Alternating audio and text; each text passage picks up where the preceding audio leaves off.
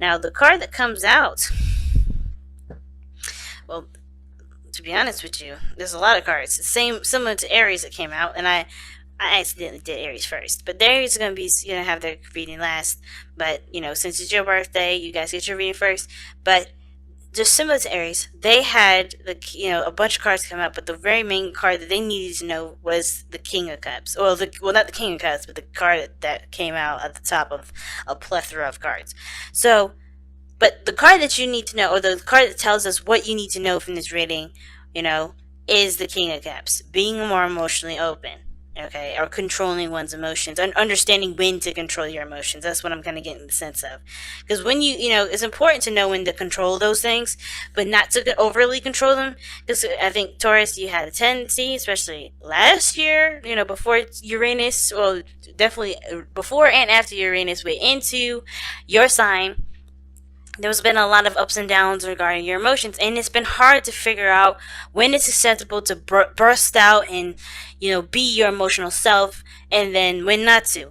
But then at the same time, I kind of get the sense for a lot of y'all, it's really when to bust out and be yourself, when to express those emotions, when to let people know, let people in, and be vulnerable, and when is being vulnerable a sign of strength and not weakness. It's always a sign of strength, in my opinion. It's never a sign of weakness. However, when it's, of course, when it is used in a way that disempowers you, and it's not necessarily the appropriate time, like say for someone that's mourning or something like that. When you start bursting your emotions out in a very self-righteous way, and it's not really in the place of someone else's, then is it really a powerful moment for you and the other person, or is it disempowering and taking away from the situation? You know what I'm saying?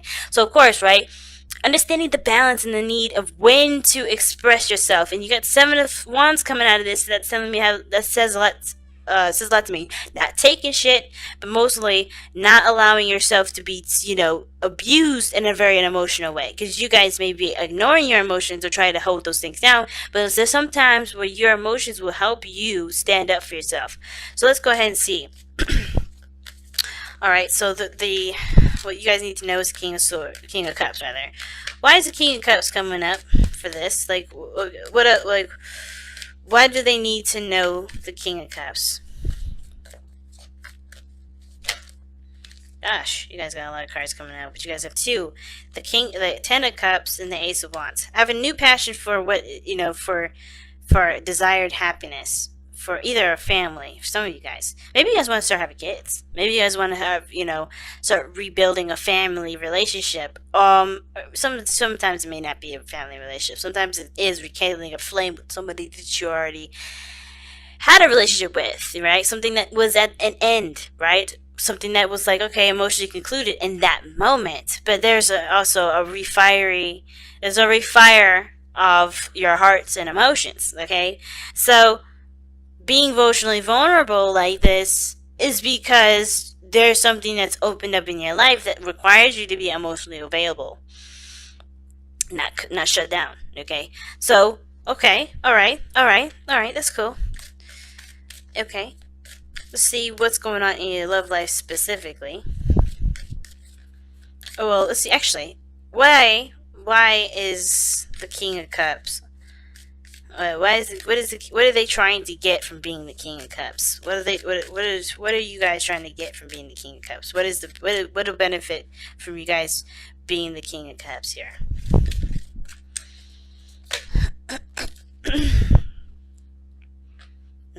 Two of Swords. Okay, like I was saying before, making the hard decision between being emotionally available and when not to be emotionally available, when to be logical and detached. Okay, why is the Two of Swords coming up though? Give us a little more information. What is the decision that they need to make? What decision is it that they need to feel like they need to make? Oh, I had a feeling that was going to come up. Yep.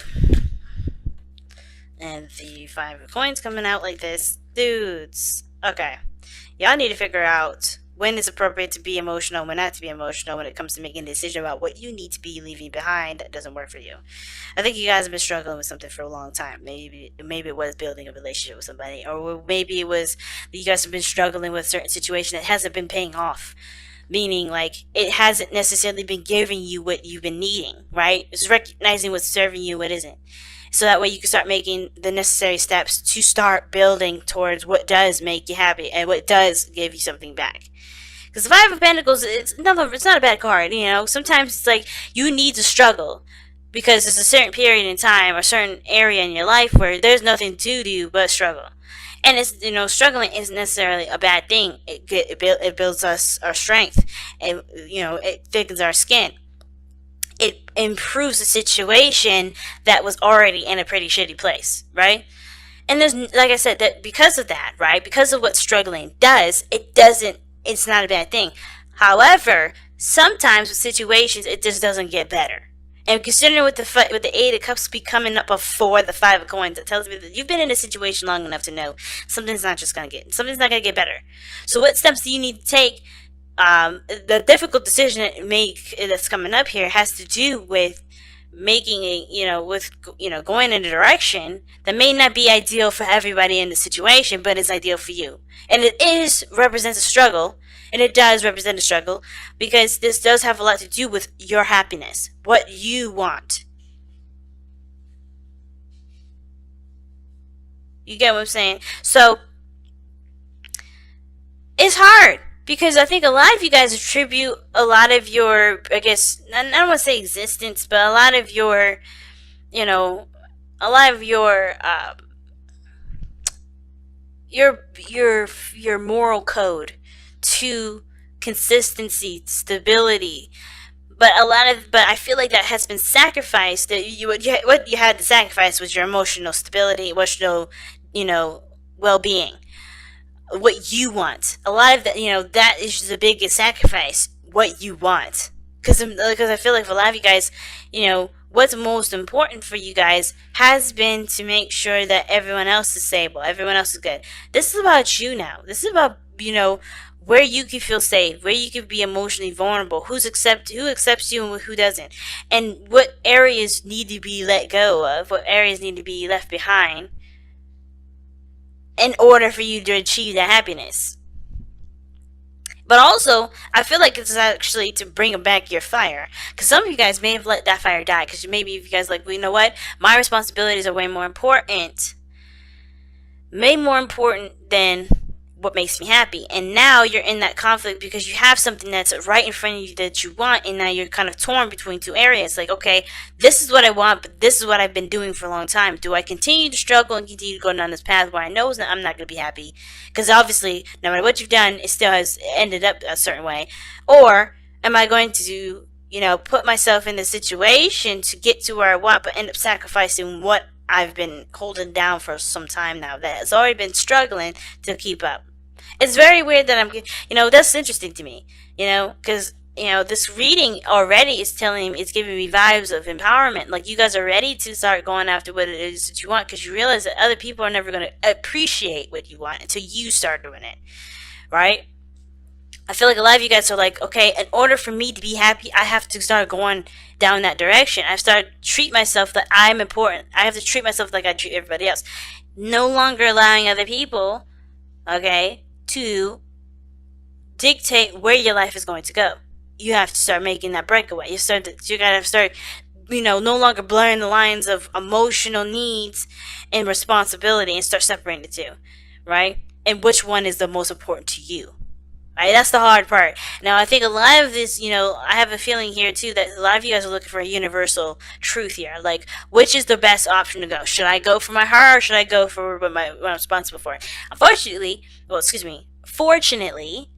because it's not unfortunate that you have to make this decision on your own. The problem that everybody has is that, the scarier option is usually the best option, but they always go for the safest option, which never gets them and never helps them go in the direction that they need to go. You have to start taking risks. You have to start doing things that make you uncomfortable for the temporary, but end up making you happy for the long term. And what does that mean? That means put yourself first. That doesn't mean you become inconsiderate and selfish in the sense of not looking at what other people need, or not looking in the sense of like, stepping all over people's toes just to get what you want, but mostly like consider yourself so you can be more considerate of others. You know, not this sense like I'm saying, like I think you guys have always been very considerate. I think you guys have been overly considerate, but the problem here has to do with you not considering yourself, putting other people's needs first, and therefore just not being all around wholesome. You know what I'm saying? So I'm gonna go ahead and like, how is this affecting your love life, y'all? How does this affect your love life? Oh, you got 2 cards with us again. The 6 of Swords came up first, and then the 4 of Swords. How is affecting your love life? How this King of Swords, King of Cups is affecting your love life right now? Well, it's keeping you from moving on. I think you guys are stuck in a paradox. Like it's a disaster. Like it's a constant thing. It's a constant state of inactivity. I think you had a lot of time to think on it, the 4 of Swords. But how this is affecting your love life here is not moving forward. Oh, well, excuse me. How you haven't been, how the focus, I think the focus for some of you guys that haven't been really looking at what you guys want, it hasn't been going nowhere. For those of you that have been, focusing on what you want, you're starting to be able to move forward. You're starting to see different horizons, right? You're starting to recognize that there are other things out there better than the situation that you've been putting up with. Whether this is an abusive relationship, regarding with whoever, right? This could be with your current partner. This could be in regards to family, because the 10 of Cups is a family card too. So I don't know if you guys have been having a really unhealthy relationships with family, and your obligation to to meet those needs or meet that expectation of what your family put on you has no longer been it's not healthy for you. It's not making you feel good about yourself, right? And therefore it impacts your relationships. It either makes you leave them prematurely, or makes you, or you may feel like you move on, or you have to leave that behind because ultimately, that's not what your family wanted. But you hung up on that. You're hung up on whatever you left on because you weren't finished with it.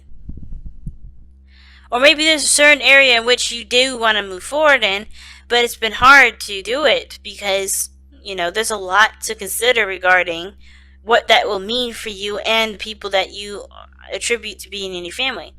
You got a lot of fire, and this has to do with what makes you happy. With, the people that truly want to support you and make you happy. I feel like the biggest thing is realizing who has your back, who truly is supporting you. And filtering out the network of support and the real network of support, and not just kind of taking anybody's face, taking anybody by their title, if that makes sense. Really seeing how they affect you emotionally and attributing to that towards, where you go or how you continue to entertain this person in your life, or entertain the people in your life, entertain the flow and the treatment and so forth. But most importantly, it's about putting yourself and your needs and your desires first, especially if you haven't been. Now, some of you guys, because I'm trying to read this a different way here, because this story may not resonate with everybody. But for some of you guys, the reason why the King of Cups is coming up for you guys has to do with perhaps being more emotionally available for, a partner. Or being more emotionally attuned to what you need. Or maybe this has to do with healing yourself from a situation that ended in the past and getting your fire back. Because perhaps you've been in a very subdued state for a long time. I mean, you've been numb. You've gotten yourself to a place where you've been numbed up. Because every time I see the King of Cups, I'm like, all right, is somebody letting the air flow or letting that river flow? And I was talking to a Taurus about what breaking means, what breaking someone, what that definition means, and how that happens in so many different ways. You heal by busting through the blockages that come up through the passage of your life, right? We always create little stoppers in our flow, or the flow of our chi, usually because that is what either society wants. That's how we were taught. That's what showed us to be more stable and more consistent and keep us from feeling pain. But that also keeps us from feeling passion, sometimes those blocks keep us from feeling passion. Those blocks are not healthy boundaries that help us to create the burning fire that creates so much beautiful things. And you have that. You have the fire. But what is it blocking that power? And what does breaking mean? Breaking doesn't have to be an aggressive standpoint. You know, being in a position of not making a decision or not taking action because you don't want to go through that period of breaking somebody, that's not really for you to decide. You have to make sure that what you're doing is healthy for you, and that's it. You can't think about someone else. You can't think about anyone else, because if you can't even think about what you need and think about your own desires, right? How are you in any position to be able to make sure or figure out what's best for someone else? Right? So you have to make a decision, even if that does break the other person. And that break doesn't have to be aggressive as hell, right? That break can be graceful, it can be sweet, it can be gentle. But you have to show, but really breaking is, like I said to the Taurus that I'm referencing, is the river, is breaking the dam that keeps the river from flowing. What isn't making your river flow? What dam is stopping you from being able to achieve what you want? What things do you have to move on from? You know, what things do you have to move on from that's put you in a state of, of numbness?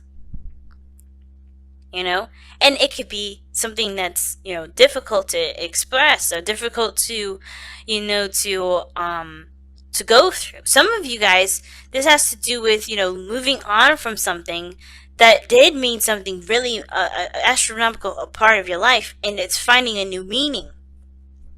Because I think with the Six of Swords, in my opinion, it's finding a new meaning for life. It's finding a new meaning in who you are. It's no longer letting the past or the old way of living predict or to dictate what will be your drive, will be your force. It's truly now 100% on you. And that's the hard part, because you've always had to either, fight with somebody or get to a certain place where you guys can get to some sort of understanding, but it would never happen. Something that was left unresolved, and it has to be left unresolved because that person either is, or the people are unnegotiable. They can't, nothing, someone that can't be reasoned with, or they're not there to be able to come to that conclusion anymore. And that's the hard part, because if you guys have had people that have passed, because I know some Taurians and that have lost some people recently, it's going to be hard if you guys have some beef and you guys have never been able to reconcile that. But you have to figure out a way to reconcile that sort of indifference, so that way you can find the fire again, right? And that may be that you don't, come to a conclusion and you guys can stand up two level playing fields with. You may have to just accept that things have just wasn't the way that it could be, in the eyes that you had, and the eyes of success that you had at that time. But it doesn't infringe on the future successes that you have in the future, later on. It doesn't infringe on what you may want now for yourself, because the blockages that you had before are no longer there. And I'm not saying the person that you may have lost was a blockage. I'm saying that whatever you felt was, that you felt contributed to the blockage of being able to have a successful relationship with that person will not be the blockage for the future relationships or the future areas in your life where you can have that success. The person was never necessarily the problem. The problem between you and the person was the problem. What was that issue? Identifying it, and sometimes it's big. The biggest thing about this reading is making peace, so that way you can heal and be able to move forward. It's so intricate, this reading. So let me get a little bit of information. Well, let me get the last card here. What's the overall outcome for the reading here? What is the overall outcome for Taurus in this reading, in regards to what they need to know?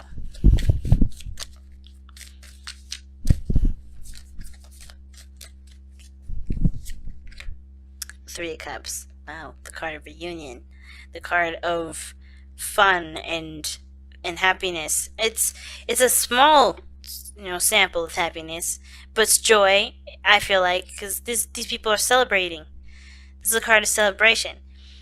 Now, for those of you that have lost someone, or this has something to do with a situation coming to an end with the Ten of Cups, right? Celebrate the life that it had in a way that that encourages future, future, how do I put this, like future growth, future success, right? The Three of Cups, the outcome doesn't have to necessarily mean that you celebrate the life of, or the journey that was before. But I feel like it's the Three of Cups talks about, you connecting with people of like minds, connecting with people that are like very similar to you, that are becoming more awake to what they need and what they want, and being aware that they have the power to make those things happen. The King of Cups is the most passive king out of all of them, but he still is avid about going for what makes him feel good, right? He'll always put himself in a position in which he feels the best. And I feel like with Three Cups coming up like this, I feel like you're going, connecting with people that are similar to you will help you to figure out what your best decision is regarding either leaving something behind, like the Eight of Cups is saying, or, figuring out what you're no longer interested in putting up with. Figuring out through the situation that you've been through already, figuring out what is your tolerance level, figuring out what your new boundaries are, and you either start making progress in relationships that have been struggling for a while, and really, putting in either a college try, which I don't believe you guys haven't been, but like figuring out if something serves you and what doesn't, and start making progress in what areas that do benefit you and what do serve you. No longer putting effort in something that doesn't.